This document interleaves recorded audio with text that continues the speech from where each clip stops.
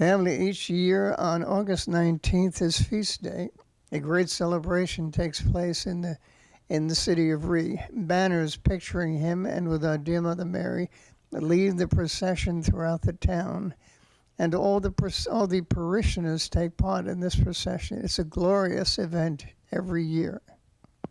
We were taken to the house where John Eudes was born in the little town of Ries. It's no longer used as a house, but a barn.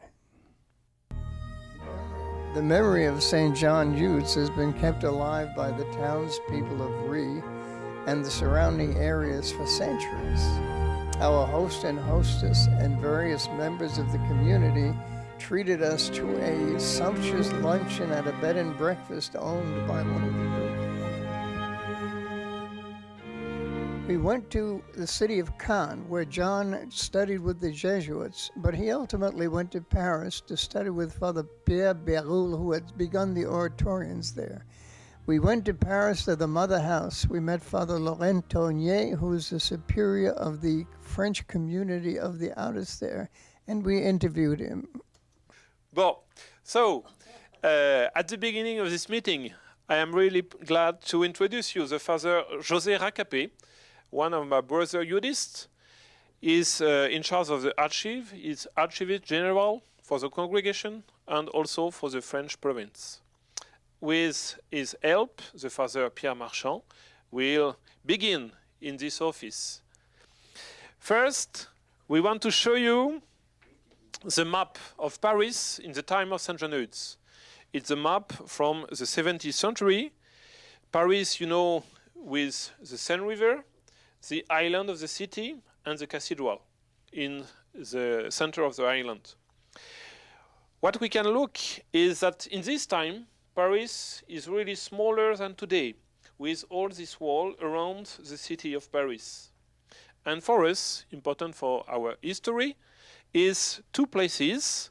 One is the oratory, the church where St. John Eudes was ordained. And another one, there is several places where St. John Eudes teach, like Saint-Germain-l'Auxerrois, one of the church in front of the royal castle of the Louvre. And another one is Saint-Sulpice, when you can discover the rest of the old church in another time of our interview. The second thing, if we can take to move, is this map. It's an original map from the time of St. John Eudes of Normandy. If you look on this map, you will see that the different dioceses of in this time are really different from today. There are a lot of more dioceses. The diocese of Bayeux is the place where St. John Eudes worked. And the city of our foundation is Caen, here in the map. And we can see in very little La Deliverande, 14 kilometers away from Caen, the place where St. John Eudes made his pilgrimage for the foundation of our congregation to the Virgin Lady, La Deliverande. And we can have an evocation of the place of his birth, Ries. Southern is 70,000 kilometers of Caen. C'est bien? St. Jean Eudes went to the oratory of the Louvre to study for the priesthood as a member of the oratorians under the guidance of Father Pierre de Béroul on March the 25th, 1623.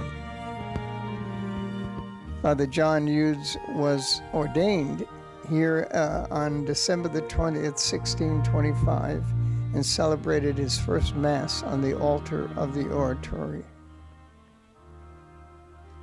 After his ordination, Father John fell ill and went to this church, Our Lady of Virtues, in Aubervilliers, to recuperate. Family, we're here at the Church of Notre-Dame de Vertus, Our Lady of Virtues, in Aubervilliers, France. It's 20 miles north of Paris. And this is where St. John Eudes came after his ordination, and he spent 2 years here.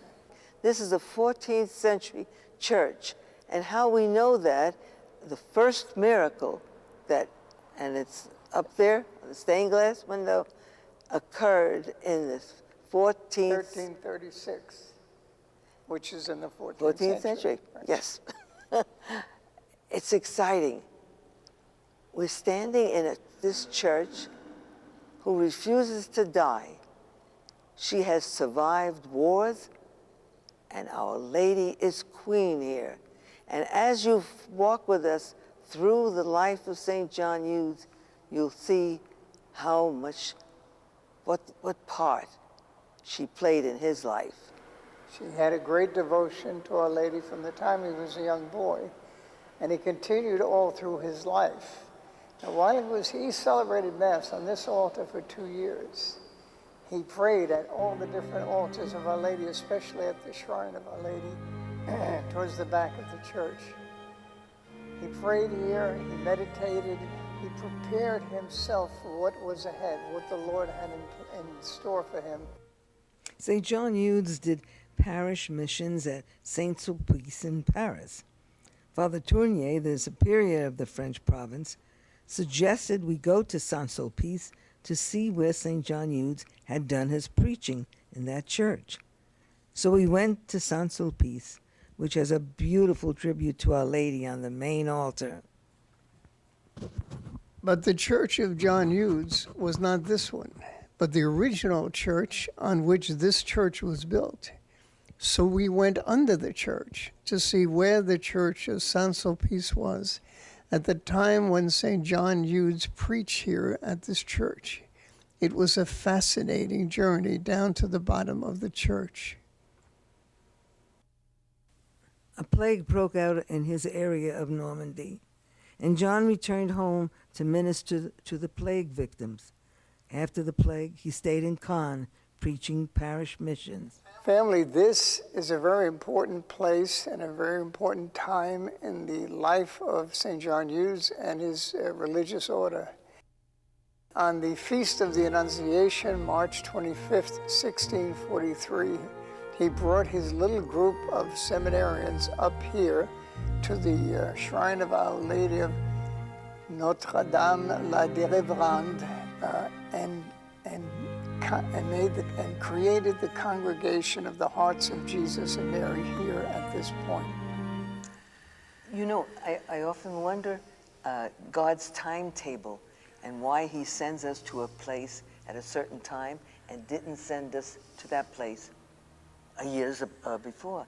I think this is very important for our time now. The hearts of Jesus and Mary. Even before Margaret Mary Alacoque had the apparition, this came about. And what was it, the 17th century? 1643 is when 17th century, 1643,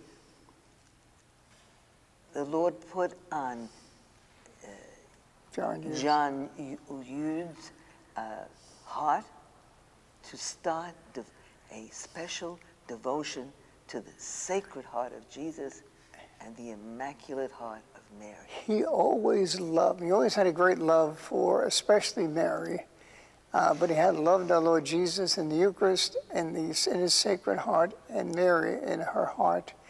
And so he wanted to form an order, and he couldn't get it. He tried so hard within his own community of the Oratorians to do it.